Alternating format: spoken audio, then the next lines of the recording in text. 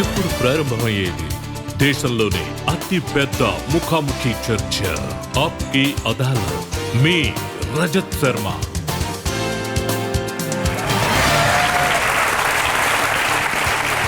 నమస్కారం. ఆప్కి అదాలత్కి మీకు స్వాగతం. ఇవాళ ఆప్కి అదాలత్కి వచ్చిన అతిథి ఎవరంటే, ఈ వ్యక్తి ఈ మధ్య కాలంలోనే రాజకీయాల్లోకి అడుగు పెట్టారు, ఇలా కూడా చెప్పొచ్చు.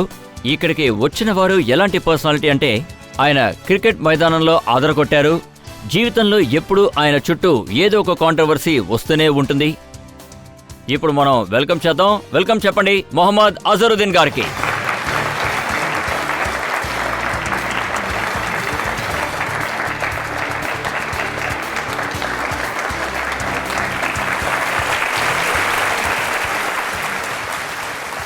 రండి.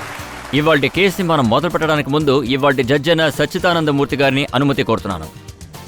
న్యాయస్థాన ప్రస్తావన ప్రారంభిద్దాం. ఇప్పుడు కేసుని మొదలు పెట్టబోతున్నాం. మొహమ్మద్ అజరుద్దీన్ గారి మీద ఉన్న మొదటి ఆరోపణ ఆప్కి అదాలత్లో. ఆప్కి అదాలత్లో మొహమ్మద్ అజరుద్దీన్ గారి మీద ఉన్న మొదటి ఆరోపణ, ఆయన ఎలాంటి అనుభవం లేకుండా రాజకీయాల్లోకి దిగారు. అజరుద్దీన్ గారు, మేము ఇంతకుముందు చూసింది కాలర్ ఎగరేసి రోల్డప్ కాలర్నే చూసాము, కానీ ఇవాళ మాత్రం మీరు కుర్తా పైజామా వేసుకున్న ఒక రాజకీయ నాయకుల్లా ఉన్నారు. సార్, ఈ రోజే కదా నాకు ఆప్కి అదాలత్కి రమ్మని ఇన్ఫార్మ్ చేశారు. పార్లమెంట్ నుంచి స్ట్రైట్ గా ఇలా వచ్చేసాను. టీషర్ట్ వేసుకోవడానికి కూడా నాకు టైం లేదు. ఏం చేయమంటారు? ఓ అలాగా. నేనేమనుకున్నానంటే మీ స్టైల్ పూర్తిగా మారిపోయింది అనుకున్నాను. లేదు, ఏం మారలేదు. నేను అలాగే ఉన్నాను. పార్లమెంట్లో ఉన్నప్పుడు కాలర్ ఎత్తుకుని ఉండలేం కదా. అక్కడున్న పద్ధతుల్ని తప్పకుండా మెయింటైన్ చేస్తూ ఉండాలి. మర్యాద ఇవ్వాలి. పబ్లిక్లోకి వచ్చేటప్పుడు కాలర్ని ఎగరేసుకుని చాలా స్టైల్గా వస్తారు కదా. ప్రయత్నించి చూస్తాను. చూడండి, పబ్లిక్ ఏం కావాలో. ఈ కాలంలో పబ్లిక్కి అంటే ఈ డ్రెస్ బాగా నచ్చిందనే అనుకుంటాను. మొరాదాబాద్లో నేను క్యాంపెయిన్ చేస్తున్నప్పుడు కుర్తా పైజామా వేసుకున్నాను. అప్పుడు ప్రజలందరూ ఏమన్నారంటే, అజారన్నా నువ్వు ఈ విధంగా కాదు టీషర్ట్ జీన్స్ వేసుకో అన్నారు. ఇక్కడ పార్లమెంట్లో ఏమో ఇలాంటి కుర్తా పైజామా బాగా సూట్ అయిందని అన్నారు, అందుకే వేసుకున్నా. అంటే ఒకళ్ళు అందంగా ఉన్నారంటే వాళ్ళు ఏం వేసుకున్నా సూట్ అవుతుంది. అలానే అనుకోండి. అది వాళ్ళని అడగండి మీరు. మీ క్రికెట్ రికార్డ్ని మేము చూస్తాం, చాలా అద్భుతమైన రికార్డ్. మీ క్యాప్టెన్సీలో చాలా మ్యాచ్లు గెలిచారు, చాలా చేశారు. కానీ రాజకీయానికి సంబంధించి మీకు ఎలాంటి ట్రాక్ రికార్డు లేదు. 15 రోజుల క్రితమే మీకు పార్టీ టికెట్ వచ్చింది, మీరు డైరెక్ట్గా రంగంలోకి దిగిపోయారు. అదేంటంటే చూడండి, రికార్డ్స్ ప్రకారం చూస్తే మెల్లగా వస్తాయి. అది నేను ఇప్పుడే కదా పాలిటిక్స్కి వచ్చాను. ఇక టెస్ట్ మ్యాచ్ల్లో అయితే రికార్డ్స్ అన్నిటినీ నేను బ్రేక్ చేశాను. ఇప్పుడు నేను పాలిటిక్స్కి వచ్చానంటే టోటల్గా చెప్పాలంటే నేను కొత్తవాడిని. ఇప్పుడే వెళ్తున్నాను. ఈ రోజుకి 14th డే. అలా వెళ్తూ ఉంటాను. ఇన్షాల్లా అక్కడ కూడా రికార్డ్స్ బ్రేక్ చేస్తాను. అప్పుడు ఇక్కడికి వచ్చినప్పుడు ప్రశ్నలు అడగండి. క్రికెట్లో ఒకటి, మీ చేతిలో బ్యాట్ ఉంటుంది లేదా బాల్ ఉంటుంది. మీరు బ్యాటింగ్ చేసేటప్పుడు మీకు బాగా తెలుసు ఫీల్డర్స్ ఎక్కడెక్కడ ఉంటారు అని. కానీ ఇక్కడ అలాంటిదేం జరగదు, ఎందుకంటే ఇక్కడ లక్షల కొద్దీ ప్రజలు ఉంటారు. లేదు, నేను అదృష్టవంతుడినే. కాకపోతే నేను క్రికెట్ ఆడుతున్నప్పుడు 5గురే సెలెక్ట్ చేశారు. ఇక్కడైతే లక్షల మంది ప్రజలు ఎలెక్ట్ చేసి నన్ను సెలెక్ట్ చేసుకున్నారు. వాళ్ల కోసం నేను సాయం చేయాలి, వాళ్ళు నాకు సపోర్ట్గా ఉండాలి. నేను వాళ్ళకి చేదోడు వాదోడుగా ఉంటా, వాళ్ళు కూడా నాకు అలాగే ఉంటారు. మురాదాబాద్కి మీకు ఏ సంబంధం లేదు. మీరు హైదరాబాద్లో ఉంటున్నారు కాబట్టి ఇది మురాబాద్, రెండింటికి బాధ ఉందని మీరు అనుకున్నారు. లేదు, దానికి సంబంధం ఉంది. మీకు ఈ విషయం తెలియదనుకుంటా. 350 సంవత్సరాల క్రితం హైదరాబాద్లో రుస్తుం ఖాన్ అని ఉండేవారు. ఆయనే మురాదాబాద్ను ఎస్టాబ్లిష్ చేశారు. నాకు తెలిసి ఆయన ఏ పనిని వదిలి వెళ్లారో అప్పట్నుంచి నేను ఆ పని మీదే దృష్టి పెట్టి కేంద్రీకరిస్తాను. లేదు, ఇది నిజమైన హిస్టరీ. నేను చెప్పేదాంట్లో ఏ అబద్ధం లేదు. కానీ 350 సంవత్సరాల క్రితం ఉన్న ఒక విషయాన్ని మీరు ఇప్పుడు ప్రజలకి గుర్తు చేశారు. మర్చిపోయిన వాళ్ళని మీరు మళ్ళీ లేపారు. మర్చిపోయిన వాళ్ళని మనమేం చేయగలం? వాళ్ళు వదిలేసి వెళ్ళిన దాన్ని నేను చేపట్టాను. కానీ ఇది నిజమో కాదు చెప్పండి. ఎలక్షన్ టికెట్ మీకు ఇచ్చిన తర్వాత మీరు చాలా చోట్లలో ట్రై చేశారు. ముందు సికింద్రాబాద్లో పోటీ చేశారు, తర్వాత రాజస్థాన్లోని టోక్లో పోటీ చేశారు, తర్వాత యూపీ మీరట్ నుంచి పోటీ చేశారు, తర్వాత మురాదాబాద్లో సీటు ఖాళీగా ఉండటం వల్ల అక్కడ పోటీ చేశారా? లేదు, నాకు ఎలక్షన్లో పోటీ చేయాలన్న ఇంట్రెస్ట్ లేదు. నేను మేడంని కలిసినప్పుడు క్యాంపెయిన్ మాత్రం మీరు చేయండి అన్నారు. అదే ఆవిడ రీటాజీ కలిసినప్పుడు. అయితే ఆవిడేమన్నారంటే మురాదాబాద్ నుంచి నువ్వు పోటీ చేయొచ్చు కదా అన్నారు. నేనన్నాను, మేడం నా వల్ల ఇదంతా అవ్వదు అన్నా. అంటే మీకులా నాకు ఎటువంటి ఎక్స్పీరియన్స్ లేదు కదా, అంటే అనుభవం లేదు కదా, ఎలా పోటీ చేస్తాను అని చెప్పాల్సొచ్చింది. అయితే పరిస్థితుల కారణంగా పోటీ చేయాల్సొచ్చింది. నేను ప్రిపేర్ అయ్యాను. అక్కడికి వెళ్ళాక ప్రజలు మొదటిసారి వెళ్ళగానే నా మీద ఎంతో ప్రేమాభిమానాలు చూపించారు. నాకది నచ్చింది. ఏ కాన్స్టిట్యూయెన్సీలో అయితే మీ పేరు చెప్తున్నారో అక్కడ ఎక్కువ శాతం ముస్లింస్లే ఉన్నారని తెలిసింది. అది నిజమేనంటారా? అవును. అందుకే మీకు అక్కడ విజయం లభించింది, ముస్లింస్ అందరూ కలిసి మీకే ఓటు వేశారని అంటారా? లేదు, అలాగేం కాదు. ఒకవేళ మీరు స్ట్రాటజీ చూస్తే గనుక నాకు 60,000 70,000 హిందువుల ఓట్లే ఎక్కువ పడ్డాయి. సో నేనేమనుకున్నానంటే అక్కడ ఫస్ట్ టైం సెక్యులర్ ఎలక్షన్స్ జరుగుతున్నాయి అనుకున్నా. అక్కడ ఉన్న వాళ్ళందరూ ప్రజలు చెప్పారు ఎంతో అంటే ఆదరాభిమానాలు ఇంతకుముందు అక్కడ ఉన్న చూపించారు. ఎంపీస్ పెద్దవాళ్ళు ఇంకా గొప్ప వాళ్ళందరూ చాలా పొడుగ్గా ఒక గడ్డం పెట్టుకునేవారట. అలాంటి వాళ్లే అక్కడ ఎంపీస్ గా ఉన్నారని విన్నాను. ఇప్పుడు కొంచెం ట్రెండ్ చేంజ్ అయింది కదా. అదే యంగ్స్టర్స్ ఉన్నారు కదా, వాళ్ళ అభిప్రాయాలు కూడా మారుతూ ఉంటాయి. అలాగే మురాదాబాద్ ప్రజలందరికీ మీరు చాలా వాగ్దానాలు ఇచ్చారు. సార్, వాగ్దానాలంటే నేను మురాదాబాద్ వెళ్ళినప్పుడు అక్కడ ఎన్నో సమస్యలు ఉన్నాయి. అక్కడ గనుక చూసారంటే ఒక నగరం ఉంది, అది పీతల్ నగరం. బావుంటుంది అది. అక్కడ ఇండియాలోనే ఫారెన్ ఎక్స్చేంజ్ ఎక్కువగా జరిగే ప్రదేశం అది. నేనేమనుకున్నానంటే డెవలప్ అయింది కదా అనుకున్నా. వెళ్ళి చూశాక అక్కడ ఏ డెవలప్మెంటు లేదు. అయితే యూపీలో మొత్తం క్యాంపెయినింగ్ నేను ఇచ్చాను. అక్కడ నేను ఏ ప్లేస్కు వెళ్ళినా అక్కడ ఎక్కడ కూడా ఏ డెవలప్మెంటు లేదు, వెనుకబడి అక్కడ ఉన్నా. పరిస్థితి ఎలా ఉంది? మీరు ఒక్క కూరికి వెళ్ళడం ఇదే మొదటిసారి లేదు, అనుకుంటాను. అక్కడ పవర్టీ చాలా ఎక్కువ ఉంది, ఎలక్ట్రిసిటీ ప్రాబ్లం ఎక్కువ ఉంది, సరైన స్కూల్స్ కూడా లేవు.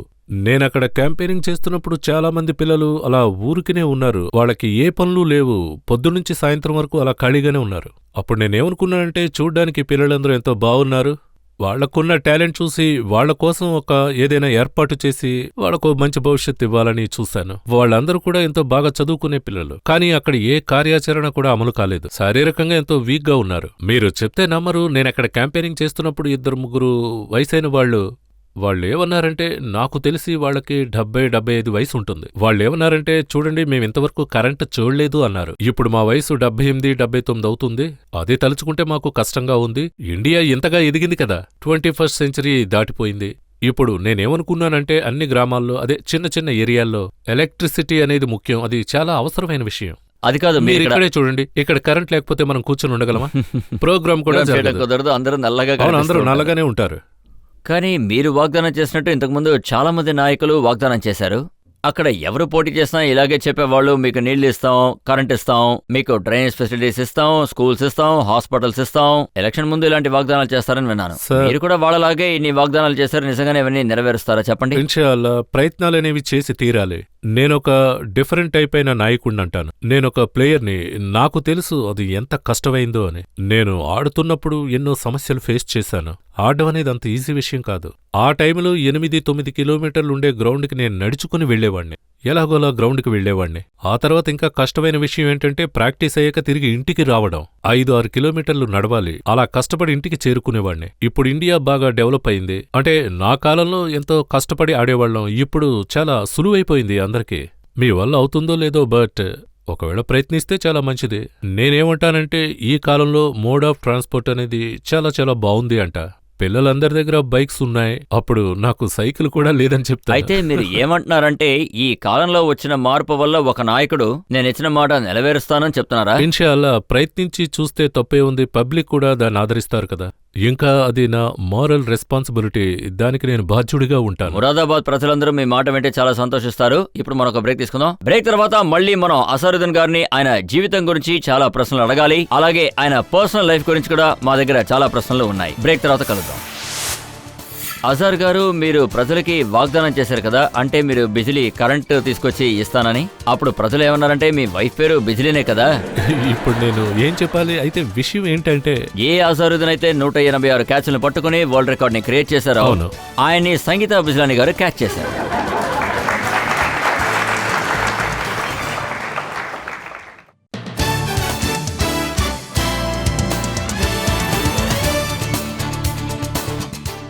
Welcome back. ఆప్కి అదాలత్లో ఇవాళ బోన్లో ఉన్నది ఎవరంటే మొహమ్మద్ అజరుద్దీన్. అజరుద్దీన్ గారు క్రికెట్ ప్రపంచంలో ఇంకా మైదానంలో ఆయన బ్యాటుతో చాలా అద్భుతాలు సాధించారు. ఇప్పుడు ఆప్కి అదాలత్లో తర్వాత ఆరోపణ. ఆప్కి అదాలత్లో మొహమ్మద్ అజరుద్దీన్ గారి మీద ఆరోపణ, ఈయన భార్య మాట మాత్రమే వింటారు.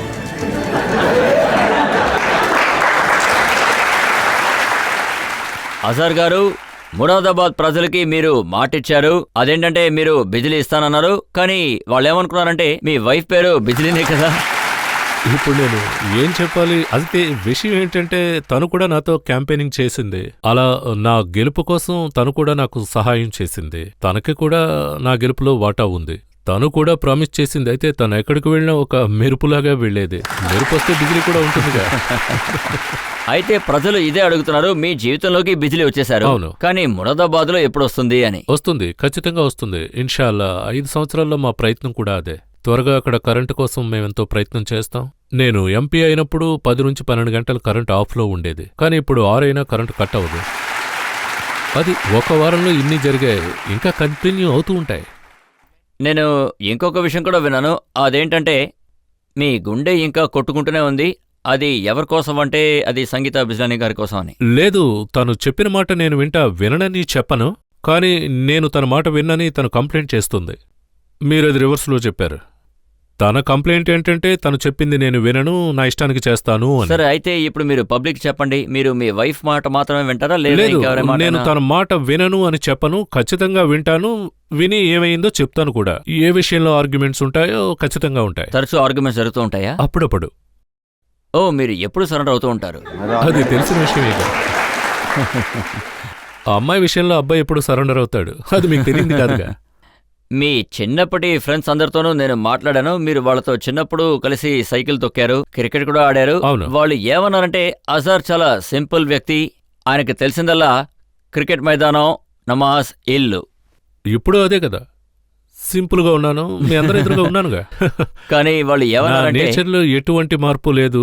నా ఫ్రెండ్స్ ముందు నువ్వు ఎలా ఉండేవాడివో ఇప్పుడు అలాగే ఉన్నావు అంటారు. లేదు, వాళ్ళు ముఖ్యంగా ఏమన్నారంటే సంగీత గారు మీ లైఫ్కి వచ్చిన తర్వాత మీరు చాలా స్టైలిష్ గా మారారు అని. మీ ఫ్యాషన్ అవుట్లుక్ మారింది, మీరు చాలా స్టైల్ గా డ్రెస్ చేయడం మొదలుపెట్టారు, మీ లుక్స్ కూడా మారిపోయింది, మీరు ఒక హీరోలా మంచి విషయమే అయిపోయారు. కదా. నేను హీరో ఏంటి? హీరో అయితే సినిమాల్లో యాక్ట్ చేస్తానుగా. నేను హీరో అయితే సినిమాల్లో ఉండేవాడిని కదా. యాక్చువల్లీ నేను కూడా తన దగ్గర చాలా నేర్చుకున్నాను. యాక్ట్రెస్ కి కొంతమంది డిజైనర్స్ ఉండేవారు. అయితే వాళ్ళకెప్పుడు ఏం చేయాలి, ఎలా చేయకూడదు అనేది బాగా తెలుసు. నేను తన దగ్గర చాలా నేర్చుకున్నా, కావాలంటే మీకు నేర్పిస్తా. ఆవిడ మీకు ఏం నేర్పించారు? తను నాకేం నేర్పింది అంటే, మొదటి విషయం స్టైల్ గురించి, కొంచెం స్టైల్, తర్వాత డ్రెస్ చేసుకునే విధానం. ఇంకా తను కూడా నా దగ్గర చాలా నేర్చుకుంది. చాలా విషయాలు మాట్లాడుకునేవాడు. సరే, మీరేం నేర్పించారు? తనకైతే నేను చాలా విషయాల గురించి మాట్లాడాను. అయితే నేనెప్పుడూ సిల్లీ పాయింట్లోనే నుంచుంటానా అని చెప్పా. అదే నేను చెప్పాను, ఎప్పుడు సిల్లీ పాయింట్లోనే నేను ఉంటాను. కానీ ఇది నిజమేనంటారా? ఆవిడ మీ జీవితంలోకి వచ్చిన తర్వాత మీ జీవితంలో చాలా మార్పులు జరిగాయి అనేది?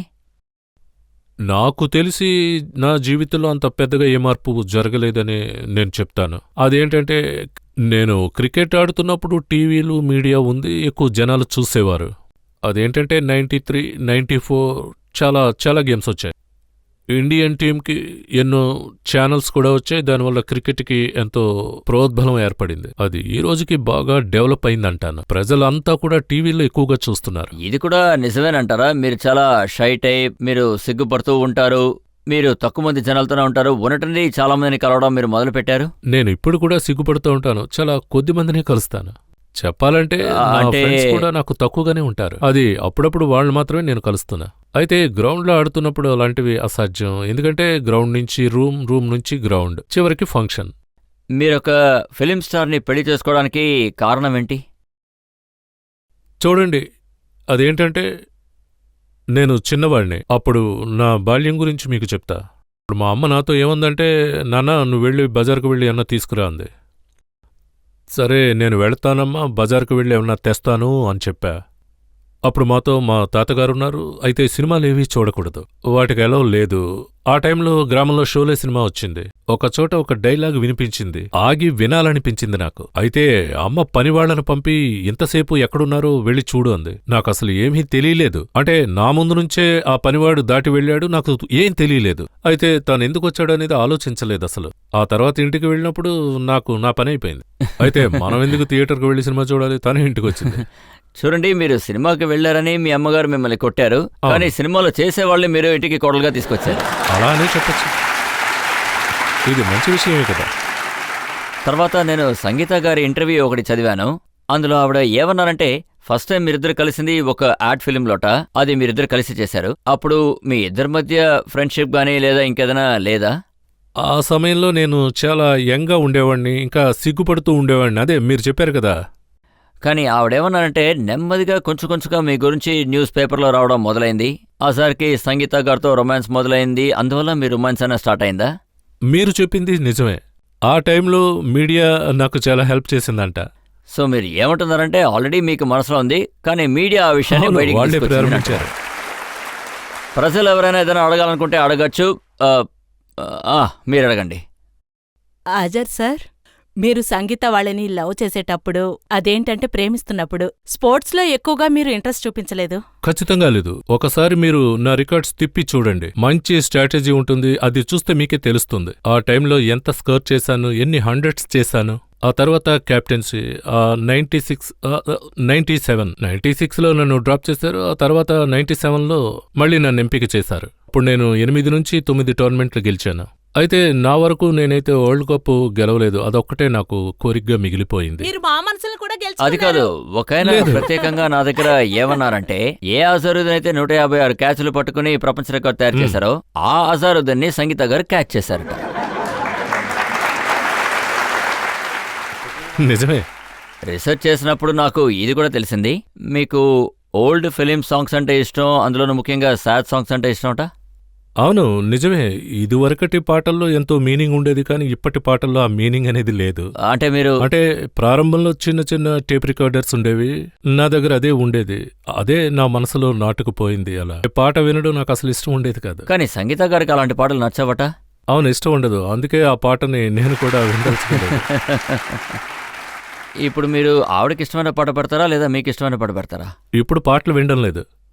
రాజకీయాల్లో ఉండడం వల్ల కుదరడం లేదు.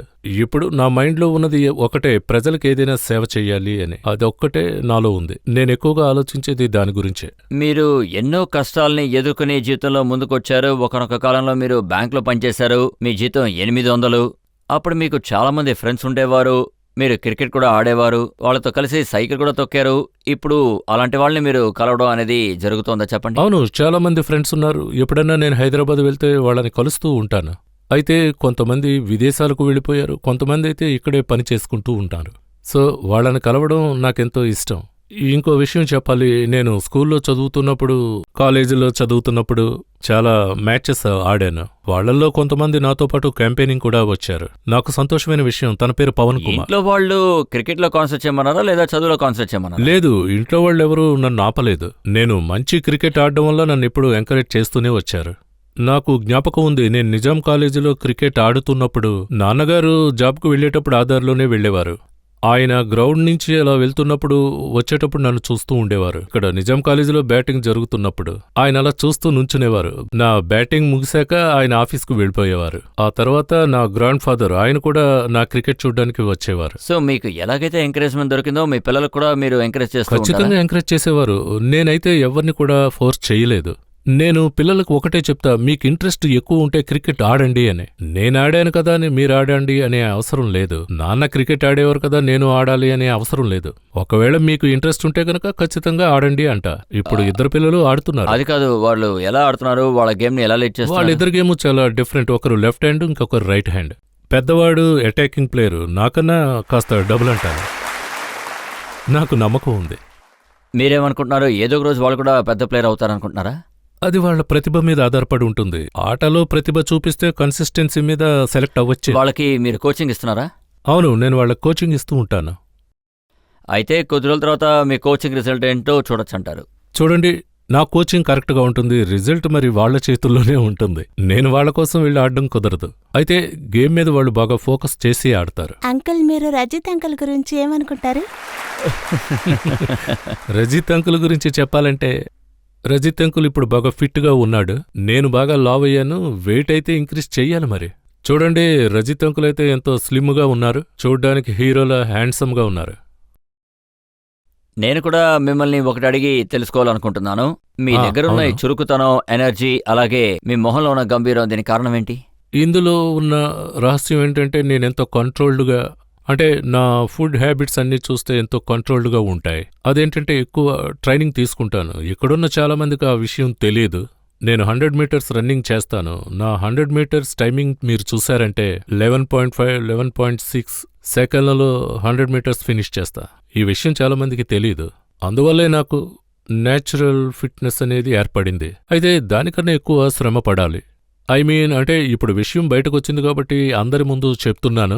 అదేంటంటే ఇప్పటి వరకు నాకు కాలు నొప్పి, చెయ్యి నొప్పి, భుజం నొప్పి ఇలాంటివేవీ రాలేదు. చెప్పాలంటే అప్పుడప్పుడు కొంచెం బ్యాక్ పెయిన్ వస్తూ ఉంటుంది. అయితే దీనికి కారణం ఏంటంటే స్టార్టింగ్ నుంచే నేను ట్రైనింగ్ తీసుకున్నాను. అయితే జనాలు ఏం చెప్తారంటే స్టార్టింగ్లో నేను 10-15 రోజులు ట్రైనింగ్ తీసుకున్నాను అని వదిలేస్తారు. అంటే ఫిట్నెస్ అనేది ఒక లైఫ్ టైం హ్యాబిట్. అంటే కొన్ని రోజులు మీరు చేసి తర్వాత మానేసి మళ్ళీ చేస్తే దానివల్ల యూజ్ అనేది లేదు. అంటే ఇంగ్లీష్లో చెప్తారు ఫిట్నెస్ అనేది లైఫ్ లాంగ్ హ్యాబిట్ అని. మీరు ఇవన్నీ లైఫ్ లాంగ్ హ్యాబిట్గా మార్చుకున్నారు. మీ ఫిట్నెస్లో ఇవన్నీ చూస్తున్నాం. మీరు క్రికెట్ ఆడినప్పుడు కూడా మైదానంలో మీరు కింద పడిపోవడం అనేది మేము ఎప్పుడు చూడలేదు. కానీ ఈ రోజులో క్రికెట్ ప్లేయర్స్ని చూసారంటే అందులో మాక్సిమం ప్లేయర్స్ గాయపడి మైదానానికి బయటికి వచ్చి కూర్చుంటున్నారు. అవును, అంటే ఇప్పుడు క్రికెట్ చాలా ఎక్కువైంది అనొచ్చు. సో నేనేమంటానంటే ప్లేయర్ కొంచెం ఇంజ్యూర్డ్ అయినా, ఇంజ్యూర్ అయ్యాక 1-2 రోజులు రెస్ట్ తీసుకుంటే రికవర్ అవుతారు. సో నేనేమంటానంటే ప్లేయర్ అన్ఫిట్ అయినా ఎలాగైనా మ్యాచ్లు ఆడిస్తారు. దానివల్ల తన ఇంజ్యూరీ ఎక్కువ అవుతుంది. వాళ్ళేమనుకుంటారంటే ఆడకుండా ఉంటే వాళ్ల ప్లేస్లో ఇంకొకరు వస్తారు, నేను మళ్ళీ ఫస్ట్ నుంచి ఆడాలి అని అనుకుంటారు. దీనివల్ల వాళ్ళు బాగా శ్రమ పడతారు. అంటే ఒకవేళ తను మంచి ప్లేయర్ అయినా కూడా తను బాగా ఆడతానని తన మీద నమ్మకం ఉంటే టీంకి చెప్పాలి, నేను ఇంజ్యూర్ అయ్యాను, ఈ మ్యాచ్ నేను ఆడలేను అని. దానివల్ల టీంకి మంచిది, తనకి కూడా ఎంతో మంచిది. అంటే ఇంజ్యూర్ అయిన వాళ్ళకి నేనేం సలహా ఇస్తానంటే ప్లేయర్స్ అందరూ ఎంతో ఆలోచించాలి. ఇంకా ఆ సంవత్సరం అంతా ఇండియన్ టీం తరపున ఆడాలి. అంటే కంటిన్యూస్గా 1 సంవత్సరం పాటు అలా ఆడుతూ ఉండాలని. అంటే నాకు తెలిసి ట్రైనింగ్ ఎక్కువ అవడం వల్ల చాలా ఇంజ్యూరీస్ అయ్యే అవకాశం ఉంది. For example Zaheer Khan injury గురించి మాట్లాడదాం. అది ఏంటంటే ఒక అన్ఫార్చునేట్గా జరిగిన విషయం. అతను కింద పడ్డాడు, అది షోల్డర్ మీద. ఆ ఇంజ్యూరీ గనక మీరు చూస్తే అది చాలా లోతైన ఇంజ్యూరీ అనొచ్చు. అయితే ఈ టైంలో ప్లేయర్స్ ఇంజ్యూరీ అయితే వాళ్ళని వాళ్లే చూసుకుంటూ ఉండాలి. ఏ ప్లేయర్స్ అందరూ చాలా ఫిట్గా ఉన్నారని మీరు అనుకుంటున్నారు చెప్పండి. అది నాకు తెలిసి ఒక ప్లేయర్ ఉన్నాడు, అతను గస్లోగి, చాలా ఫిట్ అయిన ప్లేయర్. ఇంకా డేవ్ రిచర్డ్ కూడా చాలా ఫిట్గా ఉంటాడు. ఇంకా కపిల్ అన్నయ్యను చూస్తే అందరికన్నా చాలా ఫిటెస్ట్ ప్లేయర్. నాకు తెలిసి ఆయన చాలా ఫిట్గా ఉంటారు. అంటే 94లో మ్యాచ్ ఆడుతున్నప్పుడు, అంటే ఇద్దరు రన్నింగ్ చేస్తున్నప్పుడు ఈక్వల్గా ఆయన రన్నింగ్ కూడా చాలా బాగుంటుంది. ఎంతో ఈక్వల్గా ఉంటారు, ఎంతో ఫిట్గా ఉంటారు. తర్వాత ఆస్ట్రేలియన్ ప్లేయర్స్ కూడా ఎంతో ఫిట్గా ఉంటారు. ఇంకా నాకు తెలిసి ఇండియన్ టీంలో కైఫ్ అయితే చాలా ఫిట్ ప్లేయర్. అయితే అన్ఫార్చునేట్లీ తనకి మంచి అవకాశం దక్కలేదు. ఆ అవకాశం దక్కుతుందనే అనుకుంటున్నా.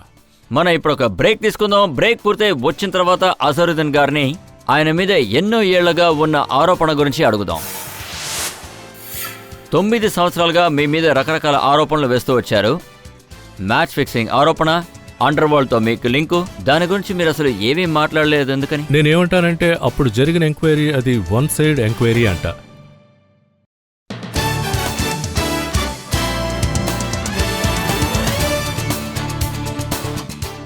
ఆప్కి అదాలత్లో ఇవాళ మనం ప్రజల తరపున కేసు నడుపుతున్నాం, ప్రశ్నలు అడుగుతున్నాం. క్రికెట్ ప్రపంచంలోని ఒక పెద్ద స్టార్, ఇంకా లోక్సభలోని నాయకుడు మొహమ్మద్ అజరుద్దీన్. ఆప్కి అదాలత్లో మొహమ్మద్ అజరుద్దీన్ గారి మీదున్న ఆరోపణ, ఆయన గురించి కానీ ఆయనకి వ్యతిరేకంగా వచ్చే సమాచారం గురించి ఆయన ఏవీ మాట్లాడరు. అజర్ గారు, ఇప్పుడు పార్లమెంట్లో మీకు మాట్లాడడానికి ఎక్కువే అవకాశం ఉంటుంది. 9 సంవత్సరాలుగా మీ మీద చాలా రకాల ఆరోపణలున్నాయి. మ్యాచ్ ఫిక్సింగ్ ఆరోపణ ఉంది, అండర్ వరల్డ్ లింక్ ఉంది. మీరు దాని గురించి అసలు ఎందుకని ఏమీ మాట్లాడరు? అది అంటే యాక్చువల్లీ క్లారిఫికేషన్ ఇవ్వాల్సిన అవసరం లేదు. ఎందుకంటే ఈ నిందలనేవి నిజం కాదు. అంటే నాకు ఎగెనెస్ట్గా ఏ ఏజెన్సీ కూడా అలా చెయ్యలేదంట. సో అంటే దానికి ఎటువంటి ఆన్సర్ ఇవ్వాల్సిన అవసరం నాకు లేదని చెప్తా. నా మీద కేసు లేనప్పుడు నేనెందుకు జవాబు ఇవ్వాలి? నేను బోర్డుకి ఎగెనెస్ట్గా కేసు వేశా, వాళ్ళు నన్ను బ్యాన్ చేశారు. సో నాకు ఎగెనెస్ట్గా ఏ కేసు లేదు, నన్ను బ్యాన్ చేశారు వాళ్ళు. కానీ క్రికెట్లో మిమ్మల్ని లైఫ్ టైం బ్యాన్ చేసినందుకు మీరు కేసు వేసి వాళ్ళని ఛాలెంజ్ చేశారు కదా, అది ఖచ్చితంగా ప్రజలకు తెలియాలి. మీరు ఎందుకు ఛాలెంజ్ చేశారు, అసలు నిజంగా ఏం జరిగింది? బోర్డు తీసుకున్న డెసిషన్ కి నా మీదున్న కేసుకి వాళ్ళు రూల్స్ ఫాలో అవ్వలేదు. అంటే నేచురల్ జస్టిస్ వాళ్ళు కూడా అసలు ఫాలో అవ్వలా. ఖచ్చితంగా అవ్వలేదు. నాకు అసలు అవకాశం ఇవ్వలేదు. నాకు వాళ్ళు ఒక లెటర్ పంపించారు, నువ్వు ఇన్నోసెంట్ అని ఒక ప్రూవ్ చేయి, దానికి బదులు చెప్పు అని పంపారు. సో నేను లెటర్ని రాసివ్వగలనా? కాబట్టి నేను ఎలా ప్రూవ్ చేయగలను? ప్రజలతో మాట్లాడలేనప్పుడు ఎలా ప్రూవ్ చేస్తా? సో నేనేమంటానంటే అప్పుడు జరిగిన ఎంక్వైరీ అది వన్ సైడ్ ఎంక్వైరీ అంట, నాకు తెలిసినంత వరకు. అంటే అందులో చాలా మంది అంటే ఆ కమిటీలో ఉన్నారు. అవును. వాళ్ళు ఏమన్నారంటే, ఇవాళ మేము కమర్ మోరా స్టేట్మెంట్ ని చూసాం, అందులో ఏముందంటే ఆయనకి వ్యతిరేకంగా మ్యాచ్ ఫిక్సింగ్ ఛార్జెస్ ఉన్నాయి, అది కరెక్ట్ కాదు, దానికి వ్యతిరేకించిన బ్యాన్ ని వెంటనే తీసేయాలన్నారు. వాళ్ళు రాసిన లెటర్ బోర్డుకు వెళ్ళింది. అది ఎంక్వైరీ టైంలో ముగ్గురున్నారు. అందులో ఒకరు ముత్తయ్య, ఇంకా రామ్ ప్రసాద్. అంటే నేనేమంటానంటే ఇప్పుడు ఆ రామ్ ప్రసాద్ ఒంట్లో బాలేక హాస్పిటల్లో ఉన్నారు. ఆయనే చెప్పారు ఈ విధంగా జరగకూడదు అని. అయితే ఆ టైంలో ఆయన అలా అసలు ఎందుకు చేశారో నాకు అర్థం కాలేదు. అయితే ప్రారంభంలో కమల్ మురార్ ఒక లెటర్ రాశారు, నువ్వెందుకు అనవసరంగా కేసు వేశావు, నీ సైడ్ నుంచి ఒక ఇన్వెస్టిగేషన్ టీం ఉంటుంది కదా అన్నారు. అలా చేయొచ్చు కదా అన్నారు. అయితే నేనేమంటానంటే కోర్టు ఈ విషయంలో తొందరపడిందన్నా. సో ఇది కోర్టుకు సంబంధించిన విషయం, నేనెవరిని ఈ విషయంలో బ్లేమ్ చేయదలుచుకోలేదు అని చెప్పా. కాబట్టి ఏం జరిగినా అది మంచికే జరుగుతుంది అనుకున్నాను. కేస్ డిసిషన్ వచ్చిన తర్వాత నిజమేంటో అందరికీ బాగా తెలిసింది. ఒక కేసు కోర్టుకు వచ్చిందంటే అది చాలా కాలం అలా వెళుతూనే ఉంటుంది. అవును. కానీ పబ్లిక్ నుంచి చాలా ప్రశ్నలు వస్తూనే ఉన్నాయి. మీ కోలీగ్స్ అంటే మీతో వర్క్ చేసిన వాళ్ళు, ఇంకా మనోజ్ ప్రభాకర్ కూడా చెప్పారు, రకరకాల ఆరోపణలు వచ్చాయి, వాళ్ళు పబ్లిక్ లో కూడా చెప్పారు కదా. లేదు, నిజం చెప్పాలంటే ఇప్పుడు మనం ఎవరి నోటిని ఆపలేం కదా. ఆ విషయంలో మనం ఏం చేయలేం, ఎవరిష్టం వచ్చినట్టు వాళ్ళు మాట్లాడతారు. అంటే ఇక్కడ పబ్లిక్లో కూడా ఎవరైనా ఏమన్నా అన్నారు అంటే ప్రూఫ్ చేయనంత వరకు అది నిజం కాదు. కోర్టులో కేసు నడుస్తుంది. సో దాని గురించి నేను పెద్దగా పట్టించుకోవాల్సిన అవసరం లేదంట. కానీ అలాంటప్పుడు బాగా ఇబ్బంది పడి ఆలోచించారా? అవును, ప్రారంభంలో 1.5 సంవత్సరం కొంచెం కష్టంగానే ఉంది. ఆ తర్వాత నేను అర్థం చేసుకున్నా అది ఫేట్ అని. నాకు పేషెన్సీ ఎక్కువ. సో పేషెన్సీగా ఎవరుంటారో వాళ్ళకి విజయం ఖచ్చితంగా దక్కుతుందేనే అంట. ఎలక్షన్ జరిగినప్పుడు కూడా నేను చూశాను, నరేంద్ర మోడీ గారు మురాదాబాద్లో క్యాంపెయిన్ చేసినప్పుడు ఆయన కూడా ఇలాంటి ప్రశ్నే అడిగారు. ఎవరి మీదైతే ఆరోపణలు ఉన్నాయో, ఎవరైతే దేశానికి వ్యతిరేకంగా పనిచేశారో వాళ్ళకి మీరు ఓటు వేస్తారా అన్నారు. పబ్లిక్లో అందరూ ఆలోచించే ఓటు వేస్తారు కదా. ఇప్పుడున్న ప్రజల్ని ఎవరు ఏం మోసం చేయలేరు. ఒకవేళ నేనేమంటానంటే అలా గనుక ఏదైనా ఉంటే గనుక పబ్లిక్ ఖచ్చితంగా నాకు ఓటు వేయరు. ఎందుకంటే పబ్లిక్ తెలుసు ఏది నిజం ఏది అబద్ధం. 3 లక్షల ఓట్లు రావడం సాధారణమైన విషయం కాదు. ఈ విషయం నిజం ఖచ్చితంగా అందరికీ తెలిసే ఉంటుంది. అవును, వాళ్ళకి నిజం తెలుసు. కానీ మీరు ఎప్పుడైనా cricket board chairman Sharad Pawar గారిని కలిసి ఇదంతా ఎక్స్ప్లెయిన్ చేయాలని ప్రయత్నించారా? చెప్పండి. నేను ఎక్స్ప్లెయిన్ చేశా, అది చాలాసార్లు చేశాను.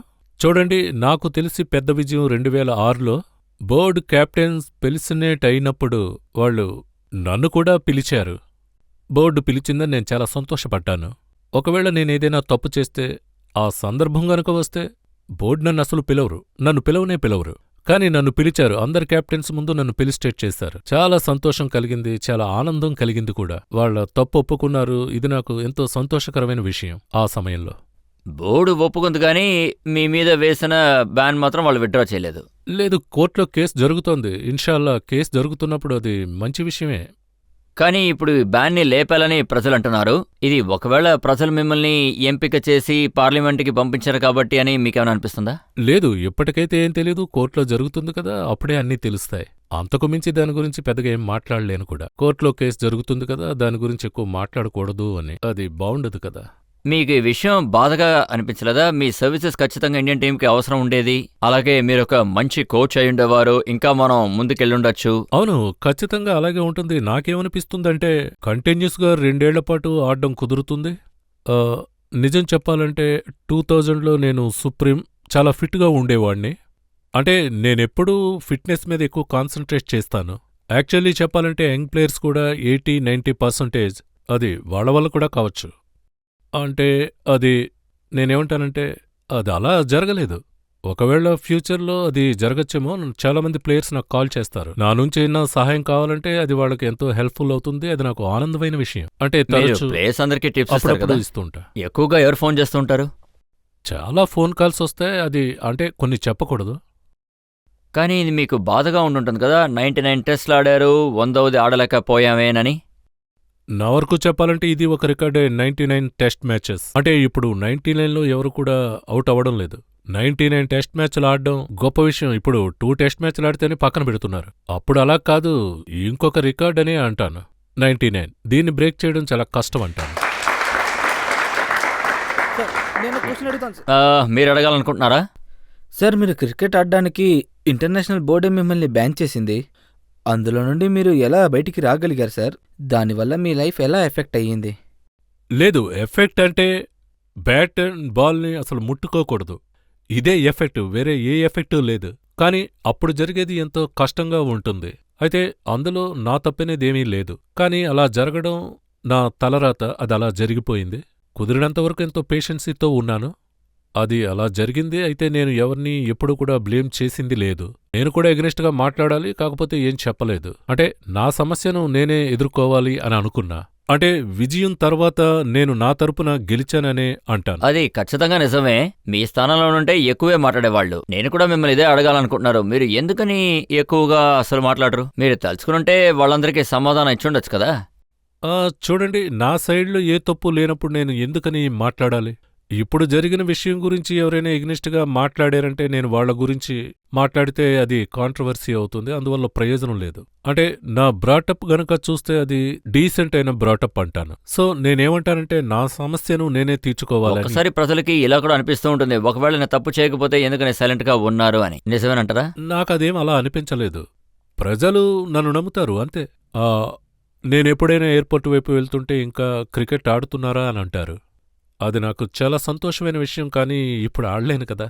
అయితే ఈ వయసులో నేను క్రికెట్ ఆడతానని ప్రజలు నమ్ముతున్నారు. అది వింటుంటే నాకు చాలా సంతోషంగా ఉంటుంది. ఆ విషయంలో దేవుడికి దండం ఇలా పెట్టాలి. చూడండి, బోర్డు మిమ్మల్ని బ్యాన్ చేసినప్పుడు మీ రికార్డ్స్ చూసామంటే అది నిజంగానే బెస్ట్ అని చెప్పాలి. మీరు చాలా మ్యాచెస్ గెలిచారు, 1 డే ఇంటర్నేషనల్స్ ఆడారు, అలాగే చాలా క్యాచెస్ కూడా పట్టుకున్నారు. అవును. డెబ్యూ నుంచి ఫస్ట్ 3 మ్యాచెస్ లోనే సెంచరీ కొట్టారు. That's a wonderful record. అలాగే బోర్డు మిమ్మల్ని బ్యాన్ చేసినప్పుడు మీ కెరీర్ చూసారంటే అది చాలా పీక్ లో ఉంది. అలాంటి సమయంలో మిమ్మల్ని వాళ్ళు బ్యాన్ చేసినప్పుడు, ఆ టైంలో మీ మీద మ్యాచ్ ఫిక్సింగ్ ఆరోపణ వేసినప్పుడు ఖచ్చితంగా మీకు బాధ ఉండుంటుంది.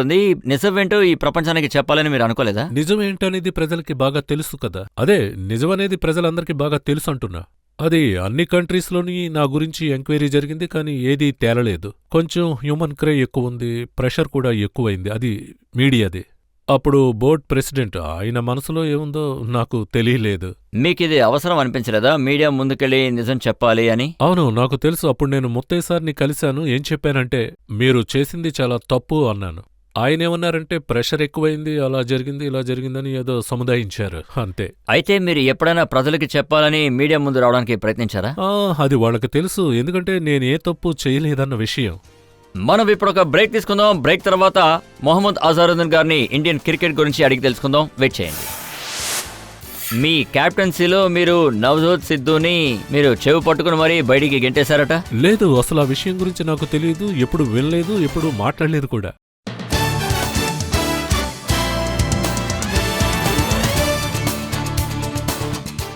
Welcome back. ఆప్కి అదాలత్లో ఇవాళ మనం ప్రజల తరపున ప్రశ్నలు అడుగుతున్నాం మొహమ్మద్ అజారుద్దీన్ గారిని. ఆప్కి అదాలత్లో తర్వాత ఆరోపణ. ఆప్కి అదాలత్లో మొహమ్మద్ అజారుద్దీన్ గారి మీదున్న ఆరోపణ, ఈయన క్రికెట్ కోసం అసలు ఏమీ చెయ్యలేదు. అజర్ గారు, మీరు మీ ఫిట్నెస్లో కాన్సన్ట్రేట్ చేశారు, లోక్సభలో ఎంపీ కూడా అయ్యారు.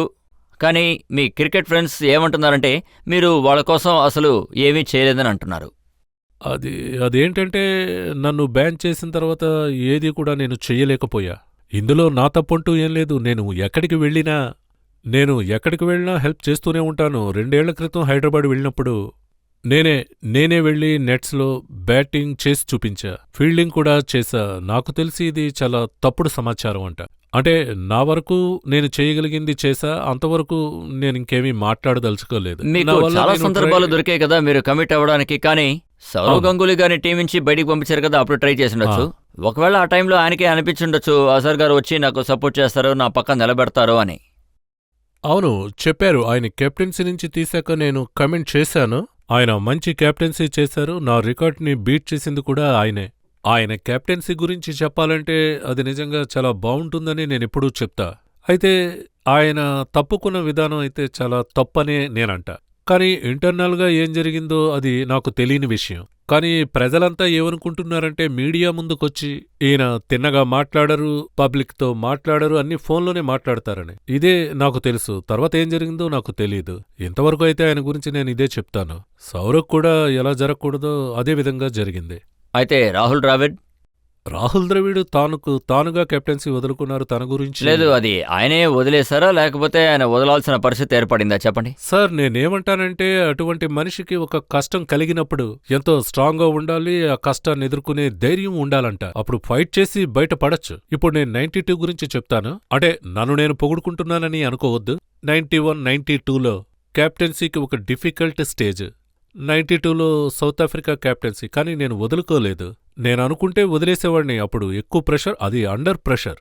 సో నేను మళ్ళీ తిరిగి వచ్చినప్పుడు మళ్ళీ నేను కెప్టెన్సీ చేశాను. ఒక టెస్ట్ ఇంకా ఒక వన్డే మ్యాచ్కి. సో 3 వన్డేస్ అనుకుంటా. 2 వన్డేస్ ఒక టెస్ట్కి నేను కెప్టెన్. వద్దని చెప్పలేదు. నేను కెప్టెన్సీ చేయనని మాత్రం ఏం చెప్పలేదు.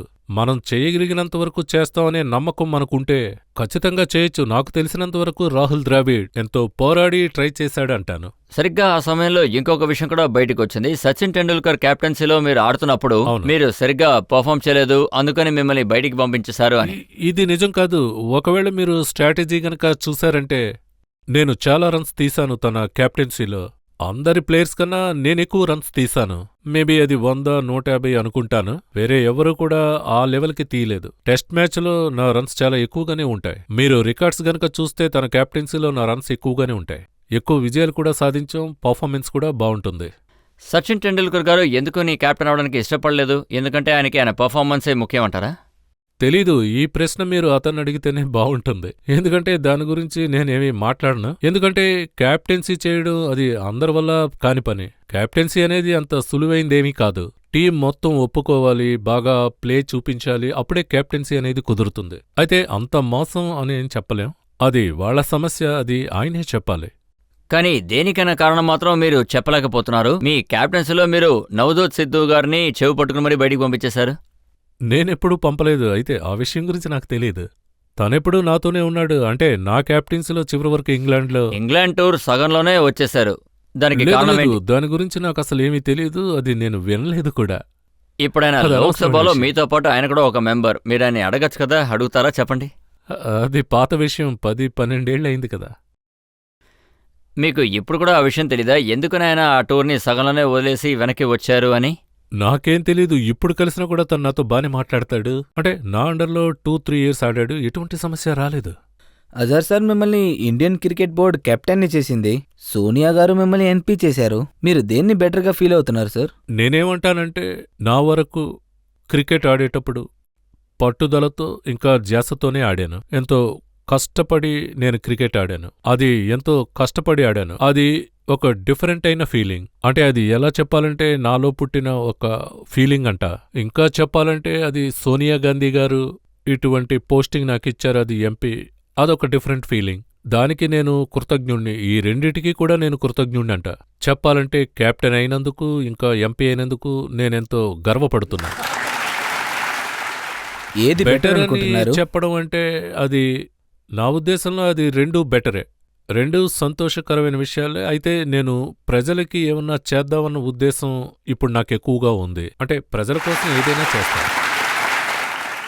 ఇప్పుడు ఇంగ్లాండ్లో వరల్డ్ కప్ జరుగుతోంది. మీ ఫేవరెట్ టీం ఏంటి? అలాగే ఏది ఫేవర్గా ఉందో చెప్పగలరా? నాకు తెలిసి ఇండియన్ టీం ఫేవరెట్గా ఉంది. మంచి బ్యాలెన్స్డ్గా ఉంది. ప్లేయర్స్ కూడా బాగున్నారు.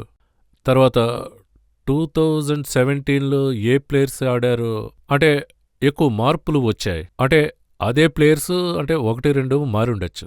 సో అదే ప్లేయర్స్ ఉండడం వల్ల నేనేమనుకుంటున్నానంటే మన టీం విజయం సాధిస్తుందనుకుంటా.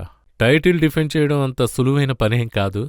ఎటువంటి ప్రెషర్ లేకుండా మనం నేచురల్ ప్లే గనుక ఆడితే తర్వాత మనం వరల్డ్ కప్ గెలిచే అవకాశం ఉందంటాను. బట్ ఇంగ్లాండ్లో కండిషన్స్ కొంచెం డిఫరెంట్గా ఉంటాయి. అది మనమేమీ చెప్పలేం. మ్యాచెస్ జరిగేటప్పుడు ఇంగ్లాండ్ వెదర్ అన్సెటిల్డ్గా ఉంటుంది. అప్పుడు 200 రన్స్ తీసేటప్పుడు 100 రన్స్, 140, 150 తీయడం కుదురుతుంది. సో అది చాలా కాంపిటేటివ్గా ఉంటుంది. మీరు చెప్పింది నిజం అవ్వాలి. మన ఇండియన్ క్రికెట్ టీం గెలుచుకుని రావాలి. ఆఖరి ప్రశ్న ఎవరైనా అడగాలనుకుంటున్నారా? సార్ నేను మీ దగ్గర ఏం అడగాలనుకుంటున్నానంటే ధోని ఇంకా సౌరవ్ గంగూలీ వీళ్ళిద్దరిలో ఎవరు బెటర్ కెప్టెన్ అనుకుంటున్నారు సార్? చూసారంటే ఇద్దరు కొంచెం డిఫరెంట్ అయిన కెప్టెన్స్. ధోని ఒక డిఫరెంట్ కెప్టెన్, సౌరవ్ కూడా ఒక డిఫరెంట్ కెప్టెన్. సౌరవ్ కెప్టెన్సీ చేస్తున్నప్పుడు 2000లో టీం డిఫరెంట్గా ఉంది. అంటే క్రికెట్ కూడా ఎంతో డిఫరెంట్గా ఉంది. ధోని కూడా వచ్చేటప్పుడు చాలా డిఫరెంట్ అయింది. సో దీని గురించి నేనేమంటానంటే ఈ కంపారిజన్ అంటే ఒక ప్లేయర్ని కంపేర్ చేసే లెవెల్లో అయితే మనం లేం. డిఫరెంట్ ప్లేయర్స్ ఉంటారు, డిఫరెంట్ కండిషన్స్ ఉంటాయి. వాళ్ళ ప్లేస్లో వాళ్ళు చాలా బెటర్. ఇప్పుడు ధోని ఉంటున్నారు. నాకు తెలిసి ఆయన 2-3 ఇయర్స్లో రీజన్గా ఎంత మంచి కెప్టెనో తెలుస్తుంది. ఇప్పుడు మీరు ఒక చోటుకొచ్చారు, అదే పార్లమెంట్, ఎక్కడైతే రాజకీయాల్ని ఒక ఆటగా మార్చారు. ఈ చోట్లో మీరు రన్స్ అస్సలు సాధించలేరు, ఏమంటారు? నేనిక్కడికొచ్చింది ఒక మంచి రాజకీయ నాయకుడిగా. అంటే మీరు అనుకున్నట్టేం జరగదు. అంటే ఒక టీంలో ఒక ప్లేయర్ సరిగా లేకపోతే 10 మంది ప్లేయర్స్ సరిగ్గా లేరని అర్థం కాదు. నేనిక్కడ మంచి చేయడానికే వచ్చాను. అదంటే యంగ్స్టర్స్ ఇంకా యువకులు, అంటే పార్లమెంట్లో చాలా మంది ఉన్నారు. అంటే నేనేమంటానంటే మీరు చాలా యంగ్లో ఉన్నారు, నాకు ఓట్లు వేశారు, నన్ను గెలిపించారు. మీకు ఎవరు మంచివారు ఎవరు చెడ్డవారో బాగా తెలుసు. అంటే మీకు తెలుసు ఎవరు మంచి రాజకీయ నాయకుడో మీరే నిర్ణయించుకుంటారన్న విషయం. అది చాలా ముఖ్యమైన విషయం. ఫిట్నెస్ ఎక్కడ తక్కువగా ఉందని చెప్తే అది ఖచ్చితంగా మన పార్లమెంట్ అని చెప్పచ్చు. అక్కడికి వచ్చేవాళ్ళ పొట్టను గనక మనం చూస్తే, అయితే మీ ఫెలో ఎంపీస్కి మీరేదైనా నేర్పించాలని అనుకుంటున్నారా? ఖచ్చితంగా నన్ను అడిగితే ఖచ్చితంగా చెప్తాను. అయితే ఇంకో మంచి విషయం ఏంటంటే అక్కడ ఒక జిమ్ కూడా కట్టారు. సో నాకు ఛాన్స్ వస్తే ఎలా ఉందో ఒకసారి వెళ్ళి నేను చూసొస్తాను. తర్వాత ఎవరైనా నా దగ్గరికి హెల్ప్ అని వస్తే ఖచ్చితంగా నేను వాళ్ళ కోసం చేస్తాను. నేను వాళ్ళకి చెప్తాను, ఎందుకంటే వాళ్ళు బాగా సీనియర్స్. నేను వాళ్ళకి వెళ్ళి చెప్పి ఏదైనా లేదు, మీరు మీ ఫిట్నెస్ వల్ల వాళ్ళని మీరు ఇన్స్పైర్ చేయగలరా? ఒకవేళ బాగా ఇన్స్పైర్ అయితే అది వాళ్ళ ఇష్టం. అజార్, నేను మిమ్మల్ని చాలా రకాల ప్రశ్నలు అడిగాను, అన్నింటికి మీరు చాలా ఓపెన్ గా సమాధానం చెప్పారు. ఆప్కి అదాలత్లో ఇప్పుడు మనం ఒక బ్రేక్ తీసుకుందాం. బ్రేక్ అయిపోయి వచ్చిన తర్వాత అజారుద్దీన్ గారి కేసులో ఇవాల్టి మన జడ్జ్ సచ్చిదానంద మూర్తి గారు ఇచ్చే తీర్పేంటో మనమందరం విందాం. నేనైతే ఏం చెప్పానో అది నా తరపున అన్నీ నేను సరిగ్గానే చెప్పాను, అవన్నీ నిజాలంటాను.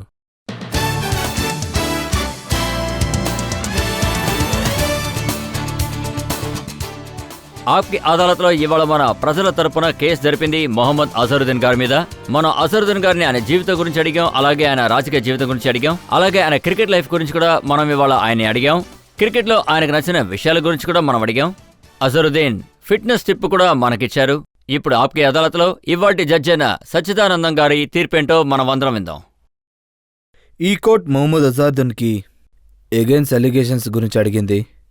ఆ తర్వాత ఇంకా ఈ కోర్ట్ మొహమ్మద్ అజరుద్దీన్ దగ్గర ఈ ప్రాసిక్యూటర్, ఈ జనాలు అడిగిన ప్రశ్నలకి ఆయన ఇచ్చిన జవాబులు ఈ కోర్టు వినింది.